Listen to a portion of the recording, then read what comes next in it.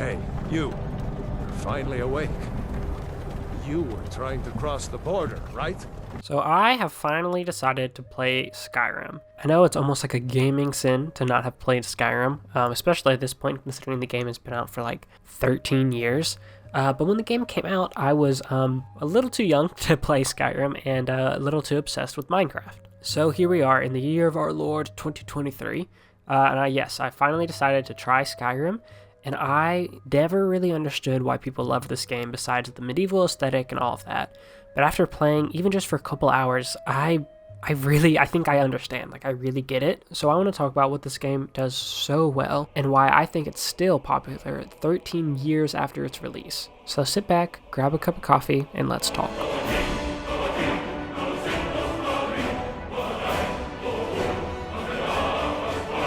So starting off, I want to say you're going to see two different types of gameplay in this video. I have modded two different versions of Skyrim for the purposes of kind of playing the game, but I've really been playing one version mainly. So the first version is more of a true to the original Skyrim look and feel, just with enhanced 4K textures and all the things, different skybox, better particle effects, all the things, more NPC interactions, NPC programming, all that kind of stuff, just to make the world feel more alive, etc. And then the second version has all of that, except it looks like it released not in 2010. It looks incredible, actually, and freaking turns my PC almost into a fire hazard, but it's fine. And I actually downloaded that version first because I thought I was going to kind of main that, but I wanted to get a sense for the original feel, and I've actually found myself liking the original feel, and I'll talk about why that is more later. Now, both these versions also have improved combat animations, but like everything else, we'll get to that later. So with that out of the way,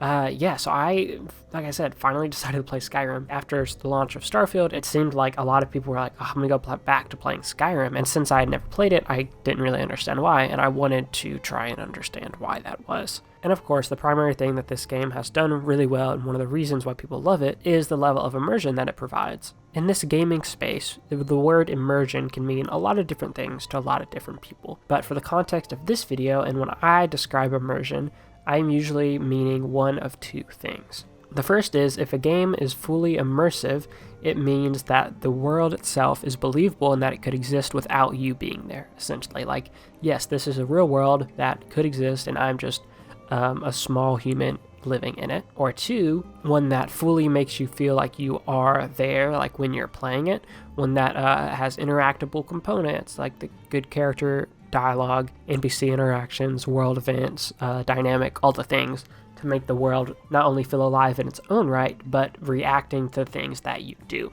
So with Skyrim, especially with these modded versions I have, it does both of those things incredibly well, at least so far, and I really think that those are two of the main reasons that this game is still popular, obviously modding included. And fun fact, apparently in the last couple months, the modding community for Skyrim has actually seen an intense skyrocket of not only mods being created, but people downloading mods and experimenting things. And I think that bears keeping in mind for the rest of this video as we talk about why this game seems to just continually, 13 years later, draw people in. And again, the main thing is this immersion, that the world itself feels alive, feels rich and lore-filled, and can exist in its own right, and that everything and everyone kind of interacts and responds to the player. Now, I don't know how much of the case that is in base Skyrim, but in these modded versions, the mod creators have done a lot of work to enhance the NPCs and the dialogue options and to make your choices feel more impactful. And I've mentioned in previous videos that the only game that I've really felt this way about is Cyberpunk 2077, and a lot of times people would comment that for them, Skyrim was their Cyberpunk initially, and that if I liked Cyberpunk, that Skyrim would really give me that same kind of feeling. And I never really understood that entirely, but one of the things both of these games have a ton in common is this first-person view.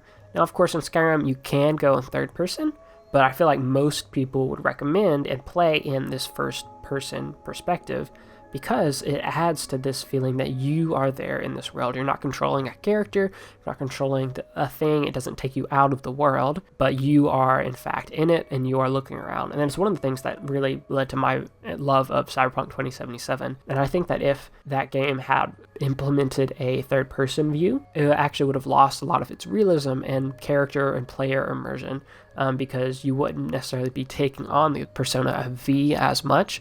You would just be kind of controlling a character through this world. So in both Skyrim and Cyberpunk, using first-person view really allows you to fully be present in the world. And it's why a lot of people have even been doing Skyrim VR mods with this first-person view, because it really suits to this idea that you are living in this world, you're talking with people, you're making impactful choices, etc. And the last thing I want to touch on is the way this world looks and its visual design, because it's quite simply gorgeous. I did not expect to love the mod pack that's a bit more true to the original style and art direction of the game as much as I do, but I have really fallen in love with it. It feels like a mixture of old games, but with this like ethereal medieval charm, and I really love it. It's very unique, and as impressive as this other like 4K massive mod pack really is, and believe me, it's insanely impressive, it kind of takes away from this feeling that the environment and art direction really creates here in Skyrim. And it's I know it's also very a Bethesda style of game, as we saw with Starfield. They're trying to replicate this kind of washed out feeling, like these realistic textures, all this in a space game, and it didn't really work out as well because it just didn't quite fit in that world. But here in this hyper fantasy medieval world where dragons roam and magic exists, the Bethesda art style really works very well and totally fits within a medieval setting. Not only that, but something Bethesda is really good at doing is building up lore and building up world building. They're not often great at implementing it into the game, as we saw with Starfield's release, but even in that game, there's some really, really interesting lore and background. And in Skyrim, it's like tenfold. It's insane. I did not realize the extent of lore and world building that was going to be here. To me, it's almost comparable to Elden Ring. Can you hear me? Help me. I'm stuck. Hello? Please, anyone? Oh, my stars. I'm so happy to see you. I am Alexander. But in Elden Ring, 99% of that lore was told through weapon descriptions and armor descriptions and lore books you find. Here in Skyrim, it's not only told through descriptions and books and things, but it's told to you through characters and, more importantly, through the environment. The environment tells the story of this world and this war very, very well, and I've been very impressed with it. And I'm very excited to continue my playthrough of Skyrim, particularly because the last quest I did was to this like Indiana Jones, Tomb Raider style underground chasm thing that was literally like an old hidden tomb where I had to fight this final boss and find the secret and read like this text. It was awesome, and I did not expect that to happen. I thought I was just going to be going into like a dungeon kind of thing, and then it warped into this Indiana Jones adventure, and it was incredible. I loved it, and I'm very excited to continue to play the rest. And before we go, there's one thing I really did want to touch on that both of these mods kind of add to the game that I think some diehard Skyrim fans wouldn't really enjoy, but if you've never played Skyrim like me, I think it will really add to your experience. And that is, like I mentioned earlier, the combat. Combat in the original Skyrim base game isn't the best. It's old, but both these mods in their own ways kind of revamp the combat.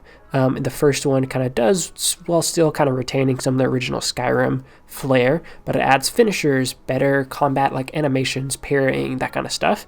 And then the second mod, the Nulvis mod pack, which makes the game look gorgeous, adds basically like a Sekiro Elden Ring style combat system, and it works actually really, really well. So if you're more into that, then that mod pack is probably like going to be more for you, especially if you can run it. It requires I think like a 3060 or 3080 GPU. Both of these combat systems really help enhance the game, and particularly the one that stays true to the Skyrim core.